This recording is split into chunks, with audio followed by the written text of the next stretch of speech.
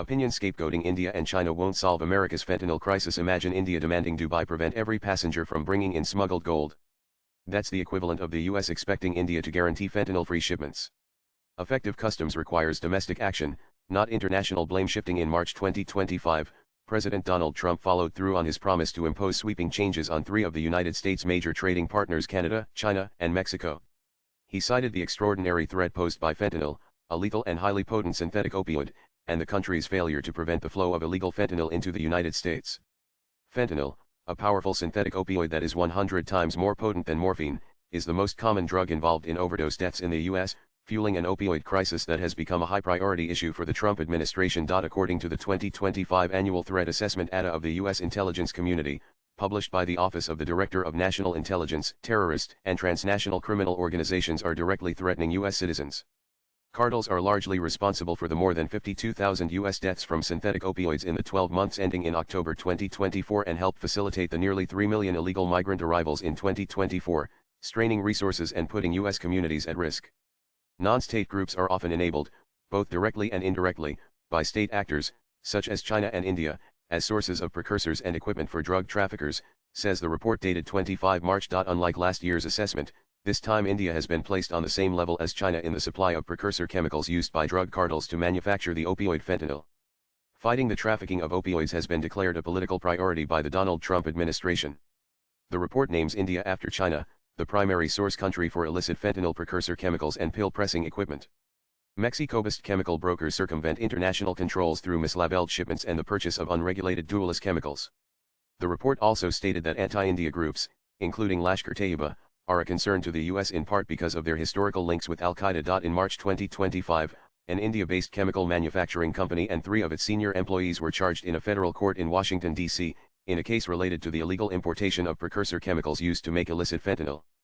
Federal agents also arrested 2 senior employees of a Hyderabad-based company in New York City on 20 March 2025. Although this is the first such report to include India and China together, the history of U.S. concerns about the 2 countries in the fentanyl precursor chemicals trade, involving Mexican cartels responsible for shipments into the U.S., goes further back.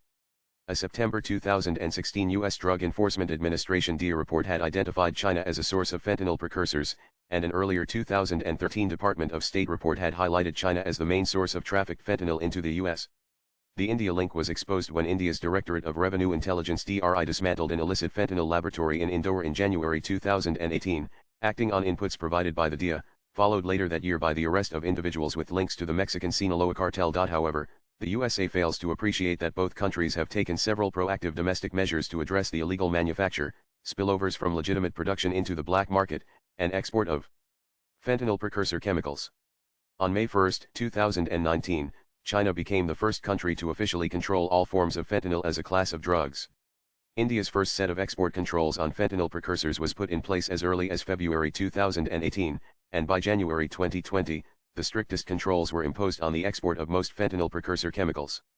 India and China now have some of the strictest drug control laws globally. The creation of a U.S.-India counter-narcotics working group in 2020 to focus on fentanyl and other opioids is a noteworthy bilateral framework between the 2 nations.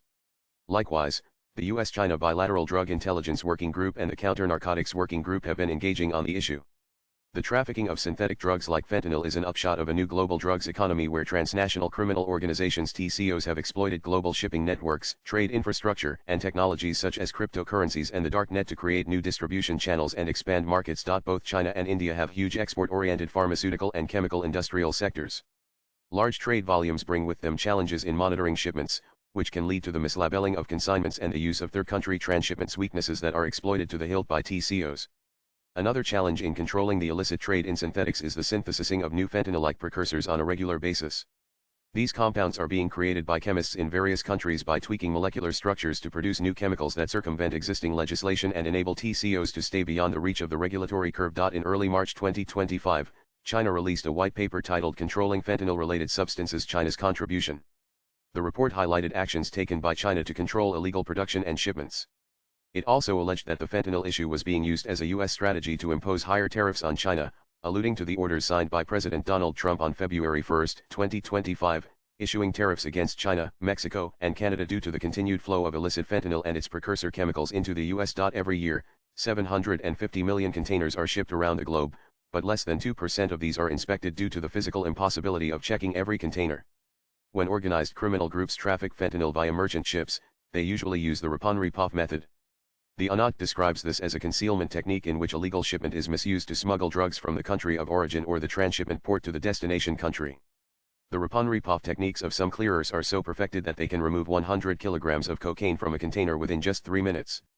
The container is opened and resealed without the sender or recipient even noticing that their cargo has been misused for the transport of drugs. It is also worth mentioning that U.S. Customs and Border Protection (CBP) currently scans only 3.7% of the roughly 11 million containers entering the U.S. each year, due to insufficient staff.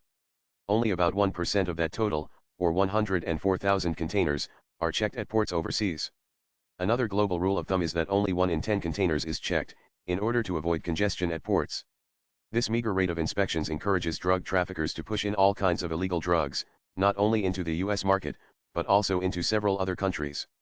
The U.S. cannot keep blaming India, China, and South American countries if it does not have a robust customs examination system, or if customs inspections are cursory due to a lack of sufficient personnel. Applying the U.S. logic that India should ensure shipments entering the U.S. do not carry illegal drugs, India could similarly insist that the governments of Dubai and Singapore ensure no clandestine gold is brought by passengers on flights, or that the Thai government ensures no hybrid ganja is brought by passengers into India. The U.S. cannot outsource its customs responsibilities to other nations. The fentanyl blame game is likely to become even more acerbic in the days to come and will not cease unless and until the U.S. strengthens its Customs and Border Protection (CBP) and intensifies container checks. Nan the writer is a retired officer of the IRS and the former Director General of the National Academy of Customs, Indirect Taxes Narcotics. Views expressed in the above piece are personal and solely that of the author. They do not necessarily reflect News 18's views. Nan.